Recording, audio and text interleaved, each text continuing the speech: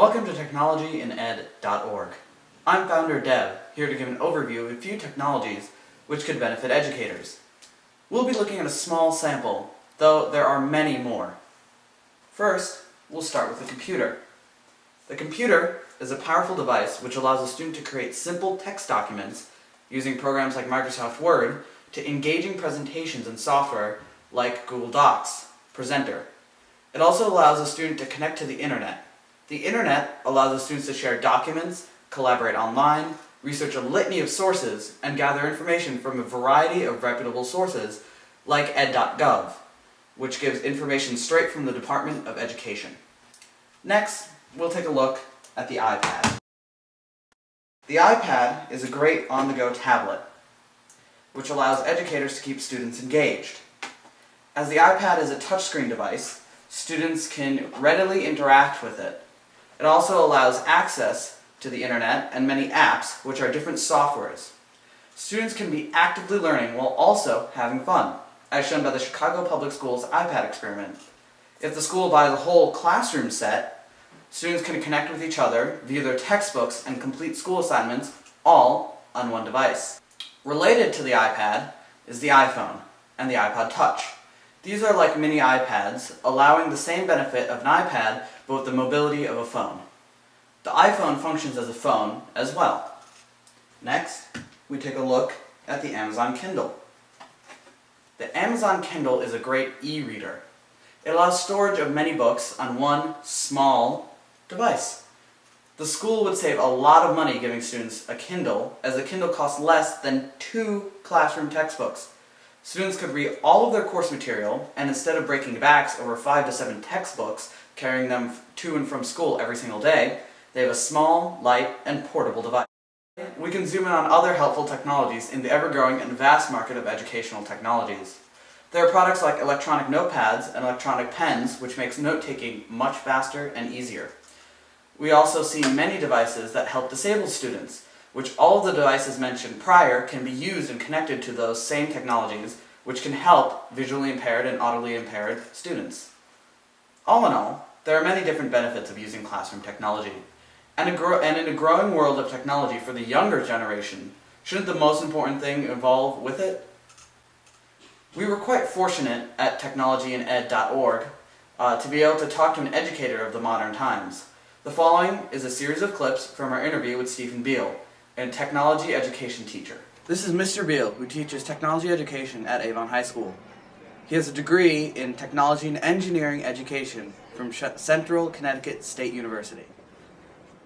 In your opinion, what has been the biggest advance in educational technology over the past 5, 10, and 20 years? Well, over the past length of technology education here, there's been a lot of changes. About 15 years ago is really when the idea of using technology to teach took hold, and it was recognized by the Department of Education as possibly a valuable tool for teaching. At that point in time, wasn't much investment into it. It was kind of looked into, and then up until maybe about 5-6 years ago, there was a big eruption of how this could be used in the classroom, which came with much better structured and use of the internet to make those connective communities and things like that. Power School, those all became big about 5 to 10 years ago. Which technology would you like to see every teacher in the building having?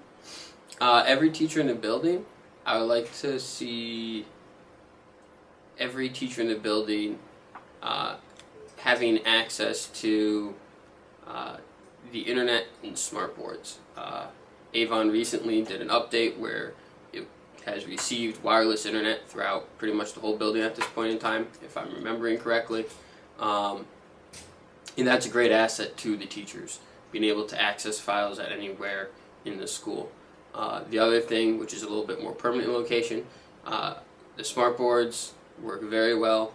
They allow you to interact better as you're presenting things with your format and your students. You don't have to go and look at your screen and deal with your computer as you're presenting. If there's something that comes up that you want to write down or change, you can just do it on the fly on the board, and it provides much more seamless presentation. Specifically, what technologies would you like to be seeing integrated into your classroom? In my classroom, we have a tremendous, like I just said, a tremendous computer-based program here for technology education. However, the other side to technology education that is not here is that real-world connection of doing something with your hands. A lot of other schools for technology education have things like shop classes, things like that. And I'm aware Avon may not want necessarily to go in that direction, but even bringing in certain parts, for example, using CNC machines or 3D printers. A CNC machine is a computer numerically controlled machine. 3D printer will take something and it will build it from scratch, usually out of plastic. Does using a computer or multimedia presentation captivate a student audience better than a strictly textual presentation, such as reading a paper or an oral lecture? A good multimedia presentation does. And again, it all ties back to that big point. There's two sides to this whole argument, whether you're good with it or not good with it. I would say overall multimedia presentations do work very well. Students know when it's a bad presentation, and so does that teacher. So teachers know how to make good presentations, and when they take the time and put in the work, it is a very effective way to deliver a lesson. Thank you for watching the interview, and thank you, Mr. Beal, for your time and expertise. You're welcome, Dev.